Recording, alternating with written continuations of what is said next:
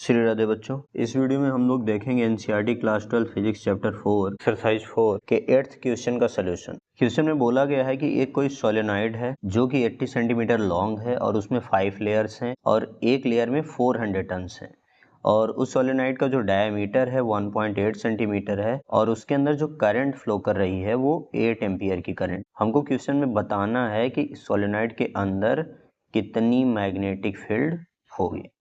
तो किसी भी क्वेश्चन को सॉल्व करने के लिए सबसे पहले हमको गिवन डेटा मेंशन कर लेना चाहिए। तो गिवन डेटा में हमको दिया गया है लेंथ, सोलेनॉइड की जो लेंथ है वो 80 सेंटीमीटर और एक लेयर में 400 टन्स हैं, टोटल 5 लेयर है तो उसको मल्टीप्लाई करने पे 2000 टन्स आ जाएंगे।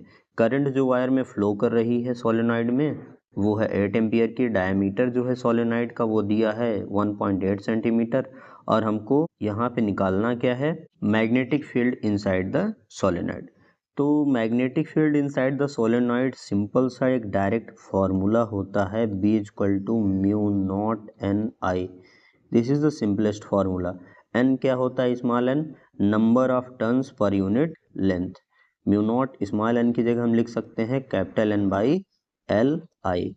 तो यहाँ पे जो हमको वैल्यू एन की दी है वो कैपिटल एन की दी है, स्मॉल एन की नहीं दी है। ओके, तो डायरेक्ट हम सारी वैल्यूज उठा के पुटअप कर देते हैं, हमारा आंसर आ जाएगा। तो यहाँ से हम कह सकते हैं B = म्यू नॉट की वैल्यू होती है 4 पाई इंटू 10⁻⁷।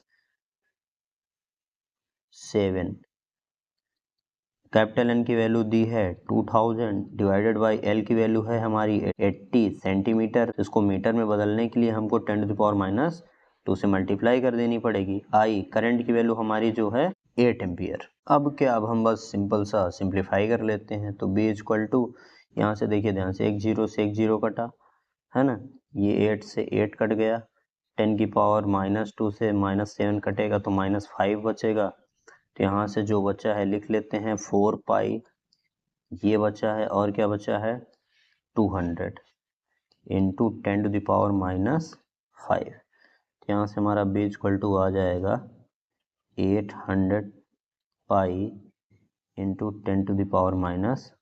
पाई की वैल्यू भी उठा करके आप पुटअप कर दीजिए, 8 इंटू 3.14 इंटू 10⁻⁻3। तो यहाँ से कैलकुलेट करने के बाद, पूरा सिंप्लीफाई करने के बाद जो आंसर आएगा 2.512 इंटू 10⁻⁻2 टेस्ला।